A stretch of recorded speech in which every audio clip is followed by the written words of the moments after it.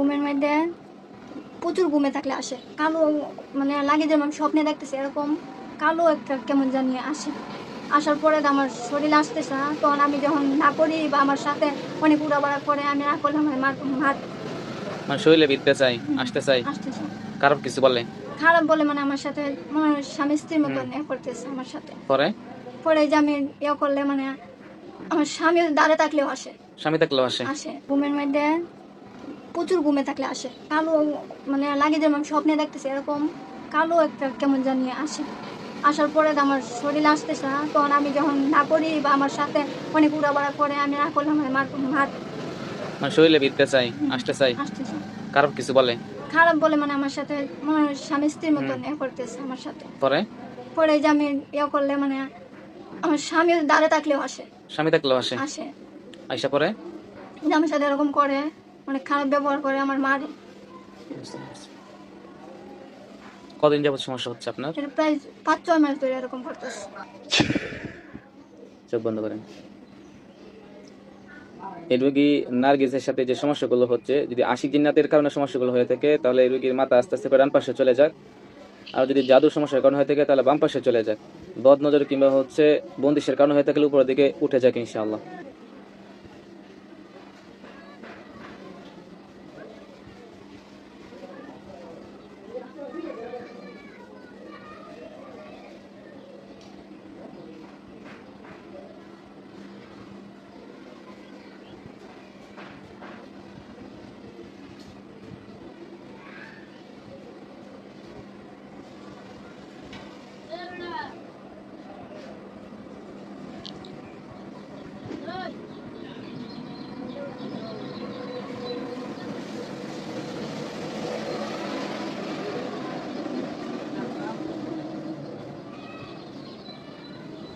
গার সোজা হোক ইনশাআল্লাহ, সোজা হোক, সোজা হোক, সোজা করেন আপনি নিজে থেকে সোজা করেন। হ্যাঁ, এই রোগীর আমরা যে আশিক জিন্নাতের সমস্যা পেয়েছি, এই জিন্নাত যদি নিজে থেকে দেখে থাকে তাহলে হচ্ছে ডান পাশে ঘুরে যাক ইনশাআল্লাহ।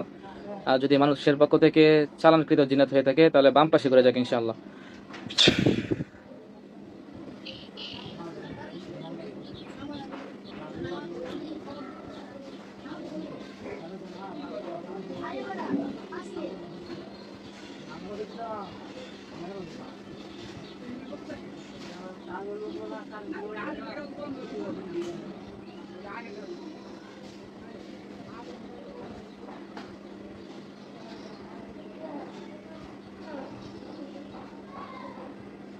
সোজা হোক ইনশাআল্লাহ, সোজা করেন।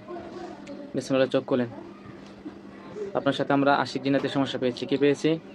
আশিক জিন্নাত, যেগুলো হচ্ছে খুবই খারাপ এবং খুবই ডেঞ্জারাস। খুবই খারাপ এবং খুবই ডেঞ্জারাস। যে জিন্নাতগুলো কোনো রোগীর সাথে থাকলে, বিশেষ করে হচ্ছে মহিলাদের সাথে হচ্ছে পুরুষ থাকে এবং পুরুষদের সাথে হচ্ছে মহিলা জিন্নাত থাকে।